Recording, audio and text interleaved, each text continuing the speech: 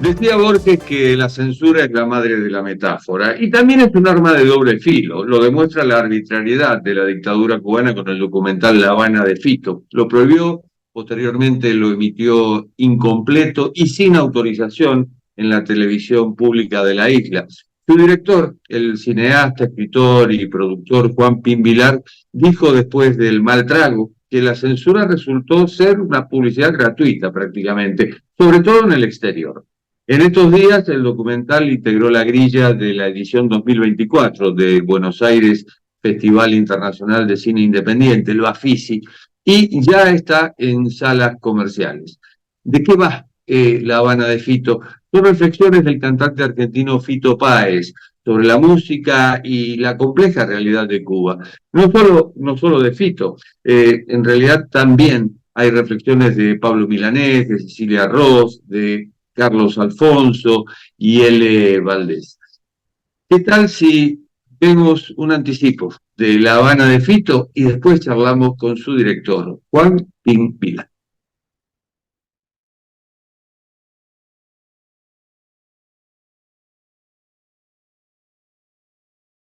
Hasta el día de hoy no fue pública la anécdota.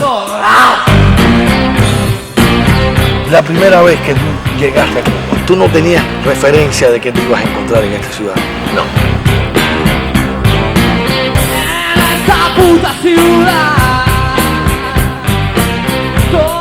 En esa Habana de los 80, escuchar por primera vez que alguien arranca una canción diciendo en esta puta ciudad. Y yo dije, bueno, ¿eso será bueno o será malo? Algo antes de esta generación de Fito Páez. Yo se ve que era una figura un poco revoltosa, muy irreverente. Y creo que eso cae bien. Yo nunca me olvidaré la primera vez en mi vida que vi a Fito en un escenario en La Habana. Fue una conmoción. Él es un innovador. El shock Habana, la piña Habana, termina en el amor después del amor.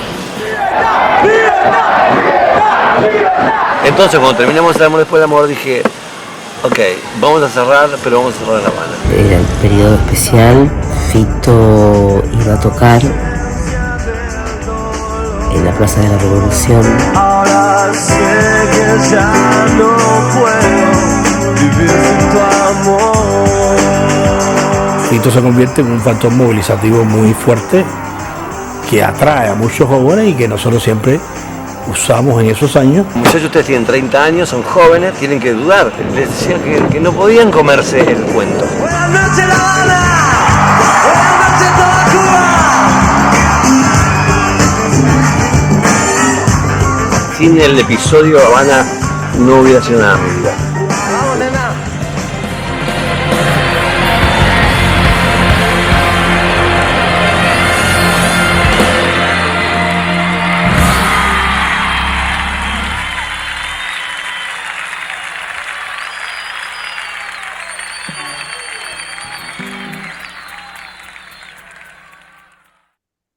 Juan, ¿cómo te impactó la censura, la emisión incompleta en la televisión cubana y la repercusión que tuvo en el exterior sobre todo? Son diferentes impactos. La censura me sorprendió porque nosotros estábamos ayudando a preparar la actividad. Sí, nosotros donamos el proyector con que se proyectaron todas las demás películas. Entonces, me pareció una cosa absurda. En ese momento pensé, y de seguro fue en ese momento así. No tenemos noticia de otra manera, de que una persona con muy escaso nivel de solución, eso, o con mucho miedo, vio el nombre, vio toda la selección, vio el de Ricardo, el del otro muchacho, y decidió parar eso, ¿entiendes? Ese incidente, esa persona, un funcionario menor, mandó un recado de una manera muy delicada, muy tonta, gente muy pobre mentalmente, como alguien decía que eran seres pensados. Sí, alguien pensaba y salía en un molde. Bueno, esa persona hizo eso. Pero entonces ahí empezó la protesta de la gente. Yo estuve mucho tiempo sin pronunciarme en el sentido público, porque estaba alarmado primero con la solidaridad, porque uno no espera tanta solidaridad en el momento. De momento parece que fue la gota que derramó el vaso, y de que algo bueno hicimos nosotros que permite que las personas se solidaricen. Personas que ya uno sabe que tienen una relación directa con la policía, o que, no sé, o que tienen otra concepción, otra relación con el gobierno, con la historia, la revolución. Uno sabe eso, pero no pensé que fueran tan solidarios en general. Ese es el segundo impacto que tuve. Y el tercero, cómo ahí sí viene la censura. Es decir, cómo los niveles más altos se involucran en esa estupidez, ¿entiendes? Porque hay que ser tan estúpido para involucrarse en eso. Asunto que yo confieso, la primera vez que lo digo públicamente, internamente, varias veces intenté con amigos decir, esto es una estupidez, están metiendo la pata, no sean idiotas, qué cosa más estúpida. Tampoco pensé que era contra mí. ¿Cómo se armó eso después? Es decir, todavía me parecía decisiones de burócratas, de idiotas. Después que yo le escribo la carta al presidente, porque veo, inclusive la carta mía al presidente, hizo pública, es una carta respetuosa. Es decir, afirmativa, esto es una estupidez, pero a la larga estás iluminando a una persona, le está diciendo que usted puede dejarse llevar por esta cantidad de estúpidos, le explicas la situación, le explicas de qué se trata eso, y se lo deriva a ellos. Y ya la intervención del gobierno a ese nivel, me parece un nivel de mediocridad y de locura alto, pero que yo no subestimo que ya es contra mí. Es decir, hay algo en mí que molesta a esa persona, que molesta a cierto nivel de decisión en ese país. Lo que pasa es que yo tengo 61 años ya, y a los 61 años, uno como se espanta a los mosquitos, se espanta a esa persona. No es posible que uno siga dedicándole tiempo. Lamentablemente se lo tiene que dedicar porque te hacen la vida imposible. Pero sí me sorprendió ahí cuando se metieron conmigo directamente. Eso es lo que estaban buscando. Pasarme una cuenta profunda. A mí no me gusta barajar nombres ni lo hago, pero yo creo que yo ya he escrito algunas cosas sobre eso. En la revista Rolling Stone acabo de una entrevista y lo dije claro. Decía, allá hay un grupo de poder o que aspiró al poder que cuando Fidel se enferma intentan ellos meterse a utilizar la cultura para una serie de hechos y en el fondo era un grupo de poder porque cuando las quejas en una sociedad tan cerrada como la nuestra se producen así de brote, brum, yo siempre soy cauteloso a veces ves muy claro todas las hilos que se mueven alrededor. Es un espectro muy amplio. Lamentablemente, yo soy una persona que ha tenido y ha participado activamente en la vida política dentro de la cultura del país, de mi generación. Tengo una opinión, tengo un criterio que no coincide ya con el gobierno, la manera en que el gobierno trata estos problemas es cada vez para peor, cada vez para más injusticia, ¿no? Y los mismos argumentos que utilizas contra mí los utilizaste contra personas a los que después les diste los premios de música y los premios nacionales de no sé cuántas cosas. Son los mismos argumentos que usas contra mí, los mismos argumentos que usan contra los rockeros, ¿me entiendes? La única diferencia es que quizás yo tengo un poco más de experiencia y he podido escuchar otras voces, conocer otras voces. Cuando tienes una vida como la mía, que tienes una relación activa con figuras del gobierno a través de la cultura, con personas de la cultura y eso, te convierte en algo mucho más complicado, digamos, para cierto cerebro, para cierta mentalidad policíaca, cierta mentalidad represiva, y es donde empiezan a mentir, a crear una narrativa mentirosa, y llegan a niveles de violencia altos. ¿Tuviste problemas durante el rodaje del documental? Chicos, yo no tuve problemas nunca durante el rodaje.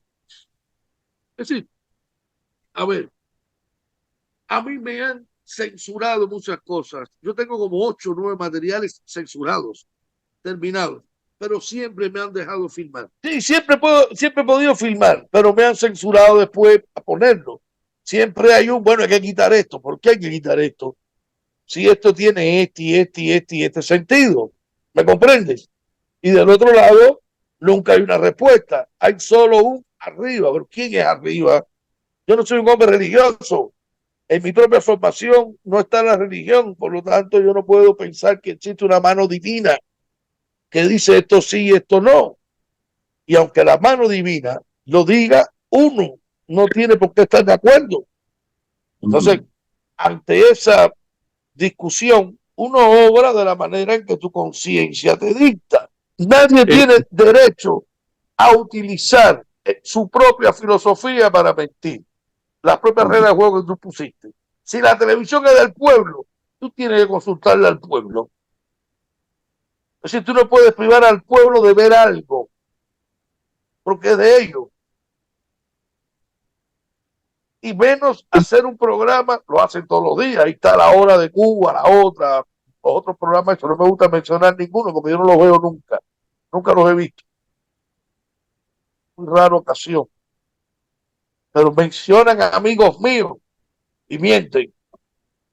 Y no tiene la gente derecho a decir esto que están diciendo es mentira. Que fue lo que hicieron conmigo.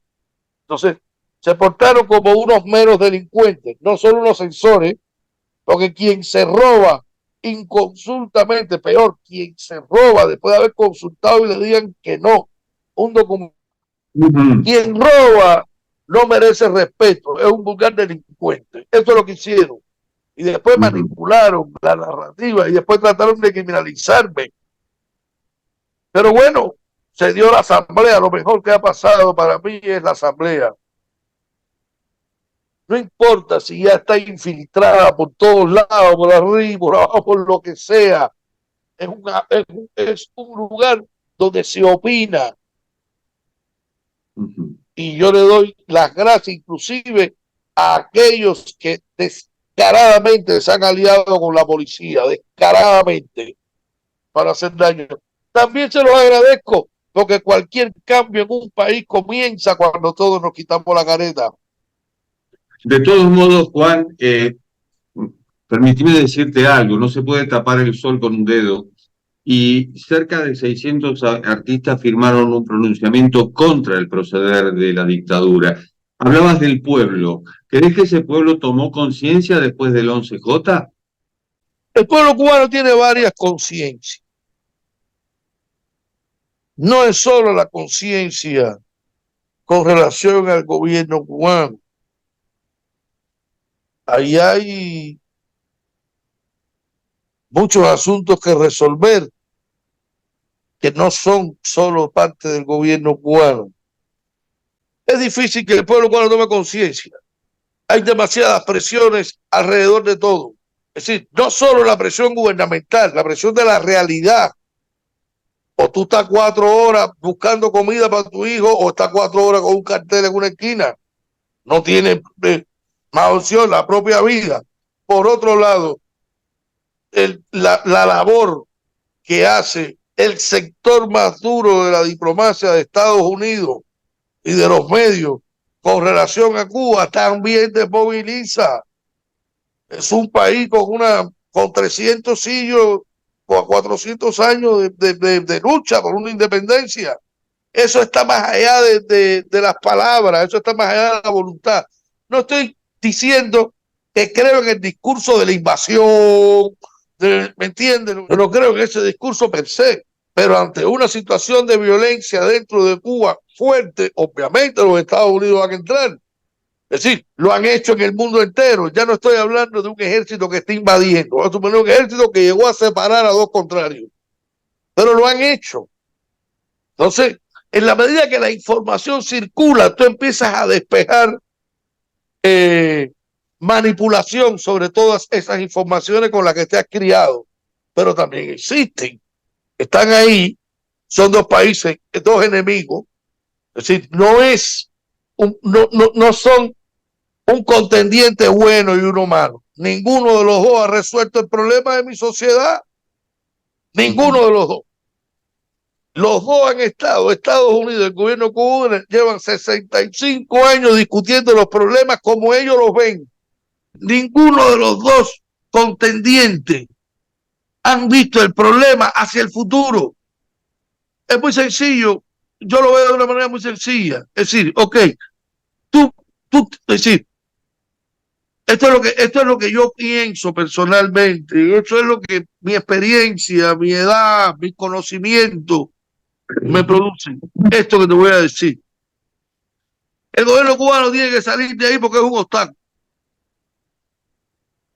para cualquier cambio, pero hay que resolver el problema del embargo, del bloqueo, como quiera que sea, porque eso ya es una ley y estás atado, después que salgan, estás 300 años atado a la decisión de un Senado o de un Congreso de otra nación sobre ti. Es una realidad.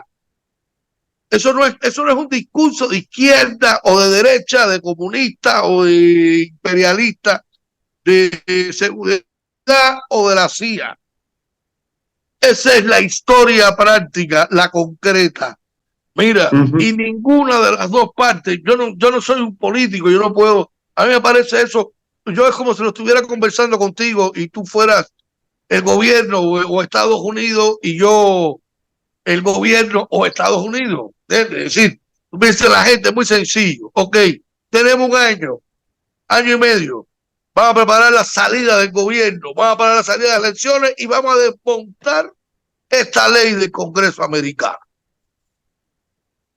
Desmontada la ley del Congreso americano, se acabó, firmado. Aquí no hay embargo, aquí no hay bloqueo, aquí nadie me use más eso, ni para presionar, ni para mentirle al pueblo de Cuba. Y se van de juego. No es que van a elecciones, es que se van de juego. Las elecciones son con otros. Le pongo límite de edad. Las elecciones son con los muchachos que tienen 20 años. Para ser presidente de ese país hay que tener 25 a 35 años.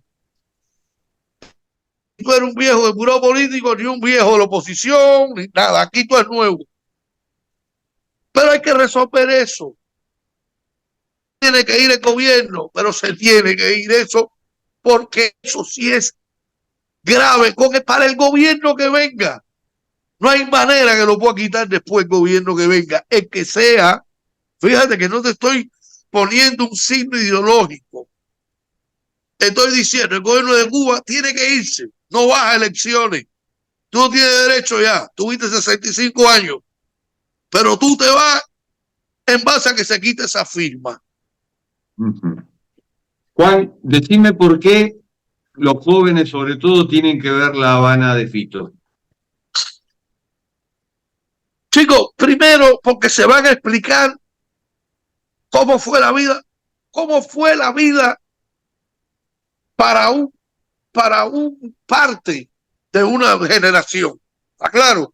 Es decir, no todo el mundo estaba en Varadero pasándola bien, aunque era gratis y era libre y eso. No estoy, pero sí tienen que haber visto, porque se explicarán mucho los jóvenes, sobre todo los que están fuera, sobre todo los que están yendo, van a explicarse a sus padres. Mira, los jóvenes van a entender por qué sus padres se quedaron y después por qué sus padres dan la vida porque ellos se vayan. ¿Está en el documental? Es una muy buena respuesta, Juan. Te agradezco mucho el ratito que hemos charlado. Juan, A ustedes y la paciencia. Juan Pin Vilar, director de La Habana de Fito, película que ya se puede ver en Argentina. Y esto ha sido Cuarto de Hora, el programa de Cadal TV que se retransmite por el canal E de Buenos Aires. Nos reencontramos en la próxima.